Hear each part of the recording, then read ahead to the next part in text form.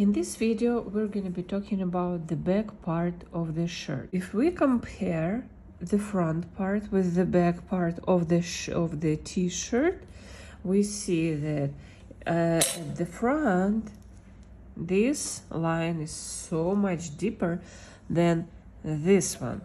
So what are we supposed to do with the back panel? We need to crochet until here, respecting the shoulder lines, and then we will start to form the neckline so much later in comparing with the front part. Remember when we had this front part, we had rectangulars like this one and this one, but at the back it's gonna be trickier because the shoulder line starts way before the neckline starts, so we cannot use the same method for the back part.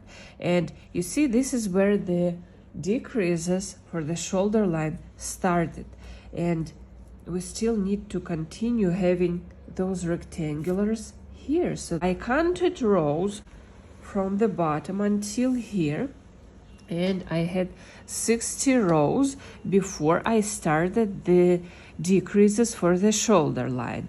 So I have this panel, the same width, the same amount of stitches as I had here, and the same amount of rows that I had at the front before I started the decreases. Now at this side, I will continue going straight. Why is that? Because here I have to complete like 5 or 6 more centimeters straight.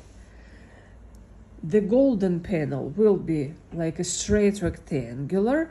This one will have this straight line and then the shoulder line, okay? And then I will fix them together after I reach this point, or even after I make the whole right panel, back panel, and then the center panel. So the idea right now is to complete this rectangular that has the same amount of stitches, like wide, and the same amount of rows that you had until the incline started. And now I will be crocheting, repeating this line, but still going straight until I reach the neckline. I just marked the first row where I have my decrease.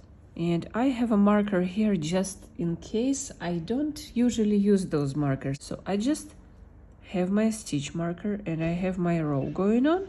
And I say, okay, this was my first reduction, my first decrease. Okay, I will just repeat it for the back part. So remember how the decrease goes. It's just the same. We've done it so many times.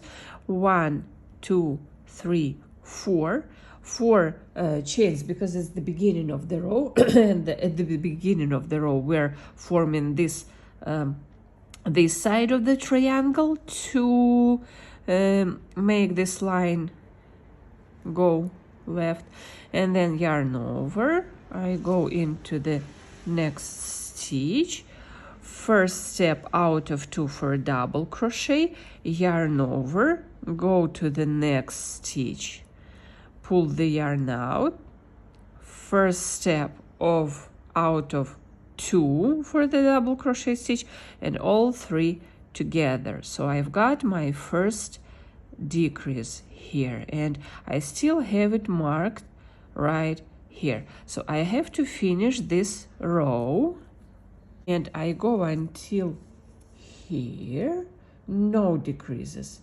Here I will go 1 row up and go until I finish this one, and I will see what is going on right here. Welcome back. With my camera off, I finished the previous row, turned made no decreases, no nothing, went back, and I'm about to finish this row, and I'm gonna move my stitch marker. I marked my second decrease here, and I'm gonna follow it, and I'm gonna have a second decrease here. And just a reminder, I'm gonna see, I have 3 stitches. This stitch is the top point of the triangle, and then 2, 3. Now yarn over, I had this regular one, it's a double crochet, then yarn over, go into the next stitch, complete the first step out of 2, yarn over, go into the very top of the triangle, and then make an extended one. 1, 2, and now I have 3 stitches on my crochet hook, and I work them as one, and I have this incline, okay, with the extended last stitch. Now I turn my work and I see, do I still have to decrease like the regular way? Yes, and I'm gonna move my stitch marker again to the next level, and it's gonna be the beginning of the row. See, we still have those 4 chains here, those are very visible, and I'm gonna repeat, just turn my work and do the same thing I used to do here. 1, 2, 3, 4, yarn over, this is the top of the triangle, I go into the next stitch, yarn over, first step out of 2 for the double crochet, yarn over, go to this next stitch, first step of the double crochet, all 3 together, the decrease is done, and then I work until the end of the row, and at the end of the row I do not decrease, I just go on, and then as you go, because I don't know what your yarn size is, you have to see how many rows of that just simple following the shoulder line you need until well, in my case, until this ruler, and the ruler indicates where the neckline starts. So in my case I have to make a few more rows. Anyway, I will finish this row, go up, go back, and I will see you right here. Just a reminder how to make this decrease at the end of the row. Okay, now I've reached the end of the row, and it's gonna be a reduction here, so I have 1, 2, 3 stitches left, and it's just a reminder, just in case you forgot how to make it. So yarn over, 1 regular double crochet stitch, 1 stitch on your crochet hook, yarn over, go into the second one, complete the first step out of 2, and then yarn over, go to the top point of the triangle and extend the last stitch, 1, 2, and now as you have 3 stitches on the crochet hook, just work these 3 together, and well, of course, turn, move your stitch marker 1 row up, and the idea here is to go along this line, trying to repeat this line until this part reaches your ruler or the point where we need to reduce for the neckline. That's it. I will be reducing until I reach this point, and I will see you right there. And just a reminder, this side you just go straight. Okay, I have worked a few rows, and now it's very obvious what's going on. So you have your right back panel. You have your golden panel. Mine isn't done yet, but long enough to show you the concept. So the golden panel should be the same length as your front panel. Okay, it should goes all the way up, and since your front panel stops here, the gold panel of the back should be this longer, in my case like 5 centimeters or 5.5. And I have this back panel that I have been working on, and this line of the shoulder line just repeats the front part, okay, and this one was just straight, okay, no reductions here. And now it's very obvious that I should complete the last row, go that way, see what's going on here, and then I will be forming this neckline for the back.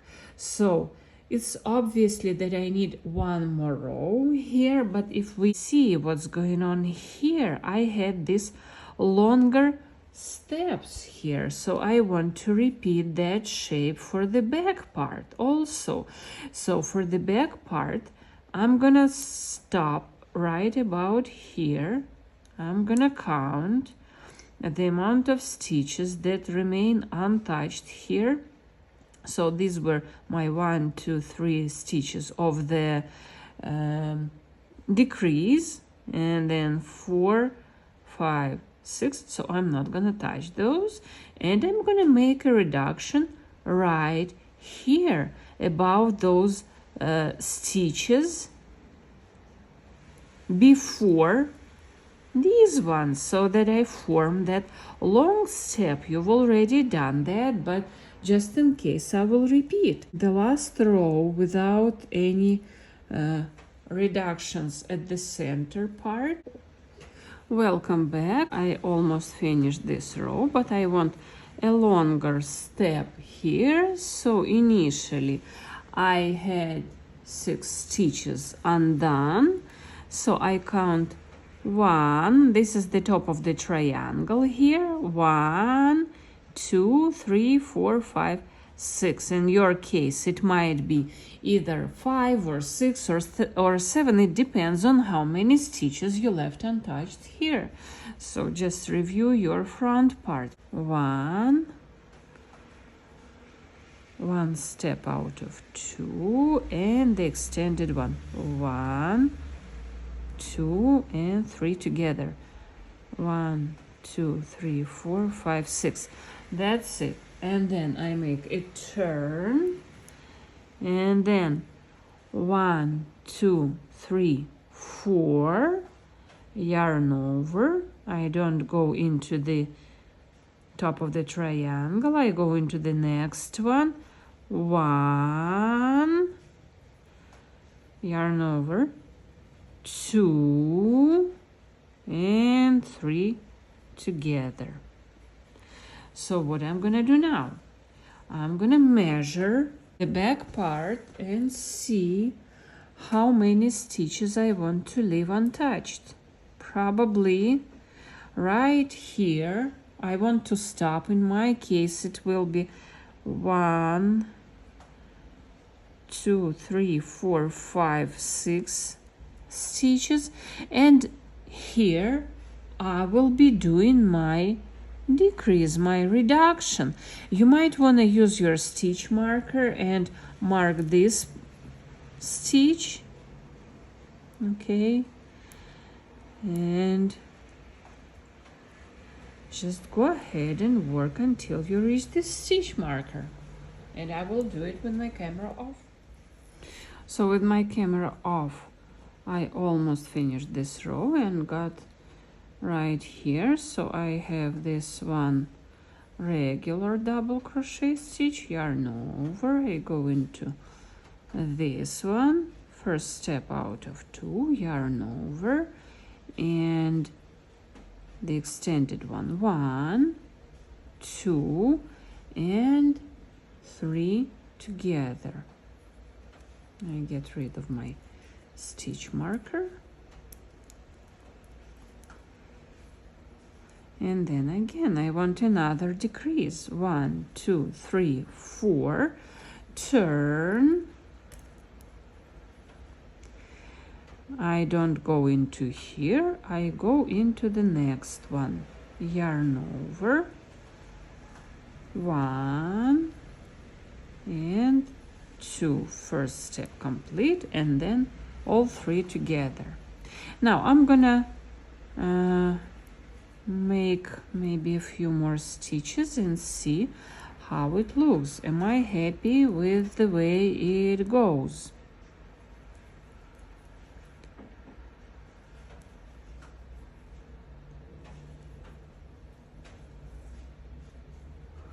So let's check the neckline.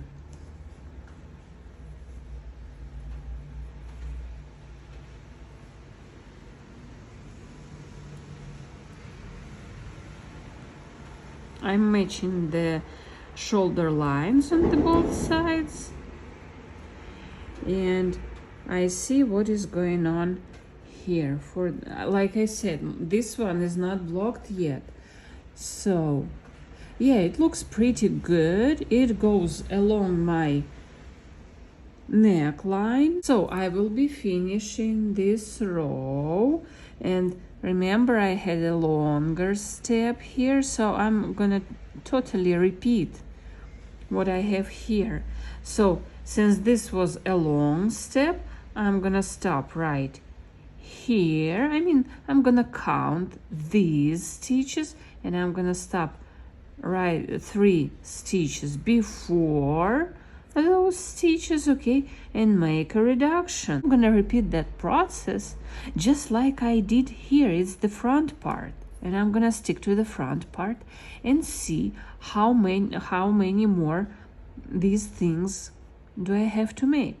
So each time I see, okay, there's a step, then I'm not gonna go until the end of the row. I'm gonna stop here, make a reduction, return, make a reduction here. Well, here I'm gonna leave a couple of stitches maybe. So yeah, now I'm gonna finish this row, and since there's a bigger step involved, I'm gonna count the amount of stitches here, leave those untouched here the same amount, and make a reduction. So I will see you, I will mark it. So how many do I have here? 1, 2, 3 stitches of the reduction, which is basically 1, and then 3, 4, 5, 6, again 6. I have to leave 6 of those. 1, 2, 3, 4, 5, 6. I mark those. My last decrease in this row should happen above this and this and these stitches. Okay, I'm back, and I have my 3 stitches left before the stitch marker. I've done this row behind the camera. So 1, it's a regular one stitch on my crochet hook, yarn over, 1 step out of 2, and the extended 1, 2, and 3 together. So I have these 6 stitches before my stitch marker left untouched, and then I turn my work. 1, 2, 3, 4, yarn over, decrease 1 and 2, and all 3 together, and I'm gonna work until I have like maybe this amount of stitches here. I will just see, I will match this part with the front part for the shoulder line, okay, and just this one for the neckline. Well, I think somewhere here I should make this reduction. So anyway, I will go until here, and yeah, probably I will leave these stitches, these 3, yeah, and build this triangle here. So I'm gonna use my stitch marker and make sure that the decrease happens before the stitch marker, and then the process becomes very obvious. So I go until this stitch marker, reduce here, go up, complete the last step. So I will stop here, leaving my 6 or 5 or 6 or 7 stitches, like in your case. I don't know how many you have. I will leave them untouched, make the last decrease and return. And if I have extra stitches here, I will just stop. So this process is all about constantly checking with your pattern, like it was at the front part. And I will be back when I finish the back part, and I will see you to show like what exactly I did without going step by step, because, well, I believe that at this point there's no reason to go step by step. You're smart, guys. You're so smart. You understand everything. Okay, so I made the same amount of reductions for the back part as I did for the front part, and now see, I just trying to see what is going on at the end of the row, and I'm leaving those 1 2 3 4 5 6 stitches. I don't finish this row because, you know, this is a seam, so I'm just ignoring this, and I just finish this back part, the right back part. Now you have your kind of a pattern for the left back part, right? So you might wanna stop here, make sure that you complete the entire rectangular, and then mark the point where you started your reductions for the back part, and just follow row by row, just like you did for the right side. Do the same for the left side and use this one as a pattern. Maybe sometimes stop, count these stitches, make sure that for the left part you have the same amount of stitches, and then move your stitch marker 1 row up, and then complete that row, and then 1 row up, and then complete it. So just duplicate this part, this right back part, and then once you duplicated those, just do the fixing work, right? So you will fix the golden part to the right part and to the left part, just like you did for the front. But remember that the golden part for the back is 5 centimeters longer, or maybe not 5, in your case it will be different, but this longer, okay, this longer in comparing with the front part. So you match all the parts at the bottom and then go up and see that they match right here.